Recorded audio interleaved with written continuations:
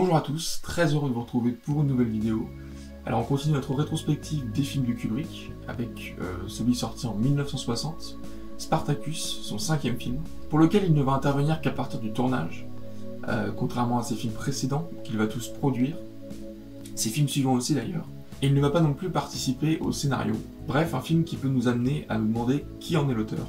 C'est Kirk Douglas qui en est à l'origine, en tout cas, lorsqu'il fait la lecture du roman d'Howard Fast, roman du même nom, qu'il souhaite adapter au cinéma.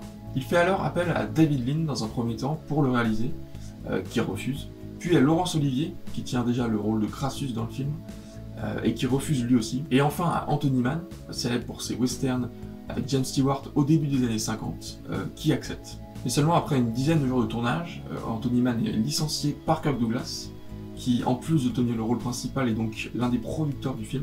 Et pour le remplacer, Kirk Douglas pense alors à Kubrick, certainement en bon souvenir du tournage des Sentiers de la Gloire. J'imagine qu'il a vu en Kubrick quelqu'un ayant suffisamment de poigne pour diriger les comédiens, ce qui était la raison du licenciement d'Anthony Mann.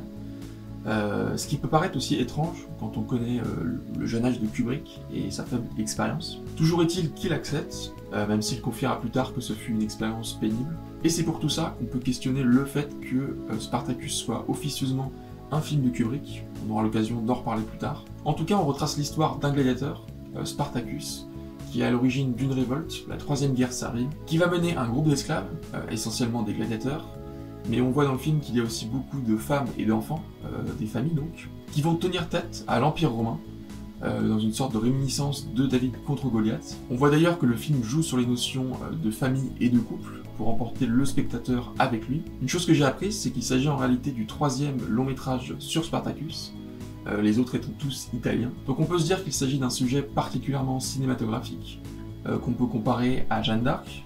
Il y a aussi un intérêt du cinéma pour Jeanne d'Arc. Mais Spartacus, contrairement à elle, depuis celui de Kubrick, n'a connu aucune réadaptation spécifiquement de son histoire au cinéma. Il y a eu une série, il y a eu un téléfilm, mais jamais à proprement parler un film sur la vie de Spartacus. C'est dire tout l'héritage laissé par le film.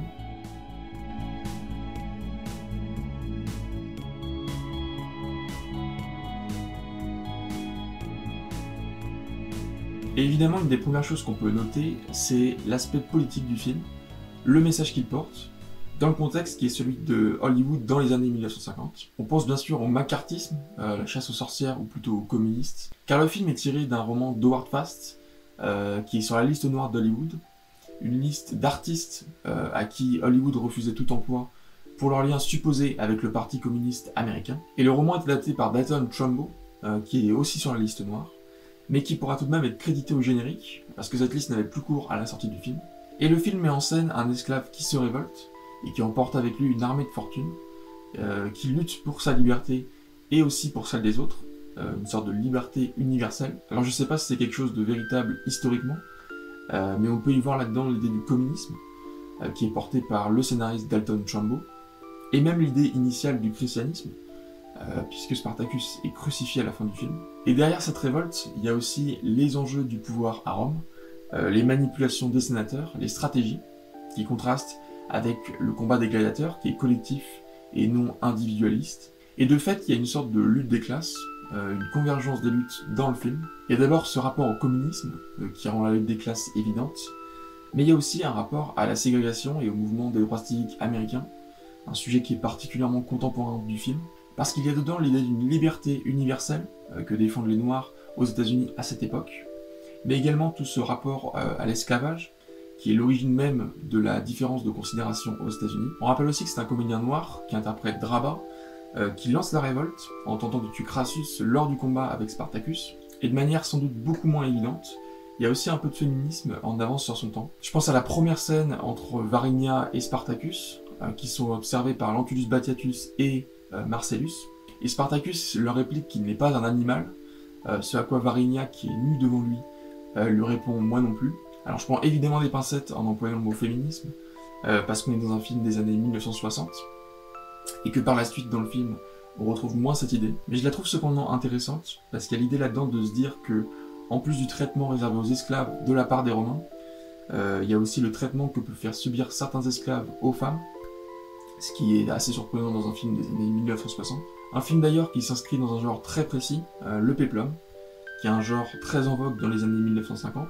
Et l'apogée se trouve au carrefour des années 50 et 60, avec Ben-Hur et donc Spartacus en 1959 et 1960, qui sont d'ailleurs à leur sortie les deux films les plus chers de l'histoire d'Hollywood. Ce qui montre bien la puissance du genre à l'époque, qui représente en quelque sorte la puissance d'Hollywood. Mais d'un autre côté, et je trouve que c'est ce qui est aussi très intéressant, c'est que ça montre aussi un essoufflement, avec un genre qui est très clinquant, tant sur le fond, c'est-à-dire celui d'une époque décadente, l'Égypte ou la Rome antique, que sur la forme, avec, comme on l'a vu, des budgets de plus en plus élevés. Et cette décadence, elle marque justement la fin d'une époque du cinéma américain, qui est une époque qu'on définit habituellement de classique, vers une époque moderne, avec des films très différents. Et justement, Kubrick va être au milieu de ces deux périodes. Ce qui est intéressant aussi, c'est que son cinéma est divisé en deux, la scission est en 2001, et ça on en reparlera dans une autre vidéo. Et donc Spartacus appartient à un cinéma que l'on définirait de classique, et d'une manière assez classique, le producteur est celui qui a quasiment tout pouvoir sur le film. Comme on l'a vu, Kirk Douglas, producteur, vire Anthony Mann, réalisateur, et ça c'est quelque chose qui est beaucoup plus rare dans les années 70-80 pour un film d'une telle envergure. D'ailleurs le casting est très impressionnant, il est composé essentiellement de grands comédiens de théâtre, Laurence Olivier, Charlton, Peter Ustinov. Et ce que je trouve justement très remarquable, c'est le choix des comédiens pour différentes catégories de rôles, c'est-à-dire des acteurs de théâtre essentiellement britanniques pour représenter les Romains, et surtout de vraies stars de l'époque pour représenter le pouvoir, qui, de par leur stature, incarnent parfaitement leurs conditions sociales dans le film.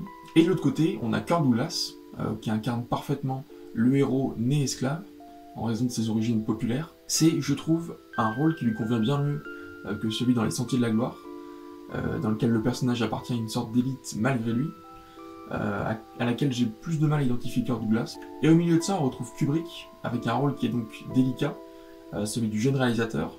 Parmi tous ces acteurs très reconnus, on en avait déjà parlé sur notre vidéo sur Les Sentiers de la Gloire, mais ici c'est beaucoup plus compliqué pour lui, car il fait face à beaucoup d'autres acteurs, avec d'ailleurs sans doute plus d'ego que Kirk Douglas. Et donc ça soulève la question du rapport à l'auteur d'un film dans les œuvres de Kubrick. On peut se demander si on reconnaît son art de la mise en scène, de la photographie et de la narration. Et parmi les éléments narratifs, on retrouve la voix off, qui a priori ne semble pas être un élément kubrickien. Et pourtant, sur les 13 films qu'il a réalisés, seulement 3 ne comportent pas une voix off à un moment du film. Alors c'est peut-être ces 3 plus connus, c'est sûrement aussi pour ça, c'est-à-dire 2001, Shining et Eyes Wide Shut. Donc c'est pas quelque chose qu'on retient particulièrement, mais c'est quelque chose qu'utilise souvent Kubrick. Le problème ici, c'est qu'on ne sait pas s'il en est responsable pour ce film.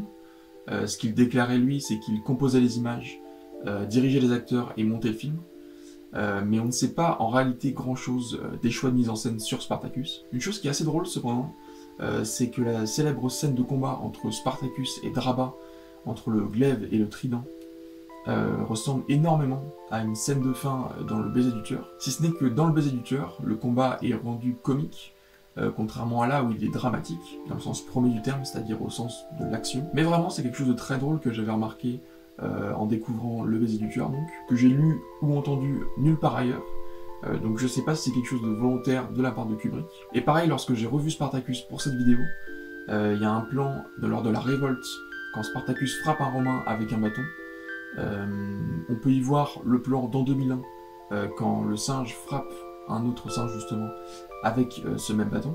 Il y a un côté très bestial dans les deux scènes, et je me suis dit que c'est comme s'il avait parodié Spartacus dans ses autres films par la suite, et de fait il l'a fait de manière plus évidente dans Lolita, son film suivant, dont on parlera d'ailleurs dans la prochaine vidéo, lorsque Peter Sellers déclare qu'il est Spartacus alors qu'il est ivre. Ce qui dénote aussi avec la suite de ses carrières, c'est la manière dont le film est construit. C'est comme s'il était construit à l'envers de tous ses autres films. C'est-à-dire qu'on a l'habitude avec lui des environnements parfaits, des façades blanches. C'est l'ascension de Barry Lyndon, la chorégraphie et la perfection des machines dans 2001, le couple visiblement parfait que forment Nicole Kidman et Tom Cruise dans Eyes Wide Shut, avant qu'un grain de sable ne vienne gêner le ou les héros dans leur chemin, qui devient progressivement un obstacle. Mais dans Spartacus, ce grain de sable, c'est justement Spartacus lui-même pour les Romains. C'est ici le héros lui-même qui vient perturber tout un empire, ce qui est finalement l'inverse de la narration dans les autres Kubrick. Car pour lui, le plus intéressant, c'est d'écrire un méchant, c'est lui-même qui le dit. C'est beaucoup plus difficile de rendre quelqu'un de bien intéressant, et plus facile de caricaturer la folie et le vice, que de montrer la bonté. C'est tout ce que fait Spartacus, mais que ne refera plus Kubrick par la suite.